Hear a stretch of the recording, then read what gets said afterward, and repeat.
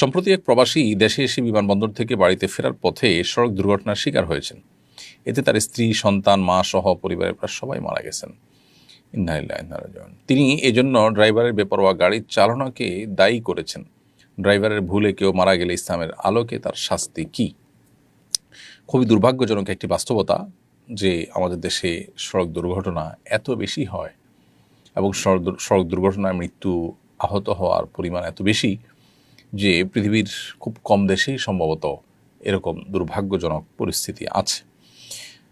তো এটা সত্য যে চালকদের বেপরোয়া গাড়ি চালানোর দায় এখানে অনেক বেশি, কিন্তু এর পাশাপাশি আরও অনেক কারণ আছে। অবকাঠামোগত ত্রুটি, আমাদের আইনের ত্রুটি, আইনের প্রয়োগ না হওয়া, এই জাতীয় অনেক কারণ রয়েছে, যে কারণগুলো আসলে সড়ক দুর্ঘটনা বেড়ে যাওয়ার বা সড়ক দুর্ঘটনা অনবরত ঘটতে থাকার অন্যতম প্রধান কারণ।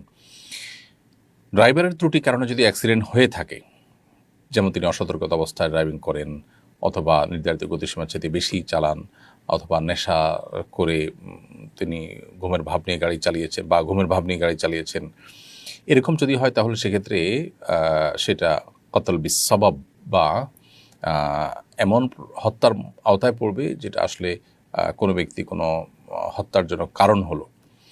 সেরকম যদি হয় তাহলে সেক্ষেত্রে ড্রাইভারের উপরে দিয়ত ওয়াজিব হবে, রক্তপণ ওয়াজিব হবে। রক্তপণ হলো 100 ওঁটের মূল্য, এইটা তাকে দিতে হবে মৃত প্রত্যেকটা ব্যক্তির এগনিস্টে এবং বিপরীতে। তার দেওয়ার ক্ষমতা না থাকলে সে জেলে থাকবে, এবং তার যে অ্যাসোসিয়েশন আছে, তার যে ফ্যামিলি আছে, তারা সবাই মিলে সেটা দেওয়ার ব্যবস্থা করবে, আর না হলে সে জেলে থাকবে।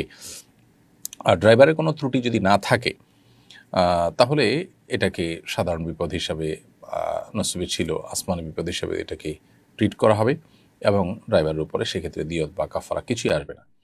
আমাদের দেশে অবশ্য সড়ক দুর্ঘটনা হলেই চোখ বন্ধ করে ড্রাইভারের উপরে দোষ চাপানোর একটা প্রবণতা আছে, যদিও এখানে কি ঘটেছে ঠিক আমরা জানি না। হতে পারে এখানে বেপরোয়া গাড়ি চালানোটাই ছিল প্রধান কারণ, সেটা তদন্ত করলে বেরিয়ে আসবে। দিয়ত যেটা, রক্তপণ যেটা, সেটা 100 ওঁট অথবা 10,000 দিরহাম অথবা 1,000 দিনার, 3টা অপশন রয়েছে।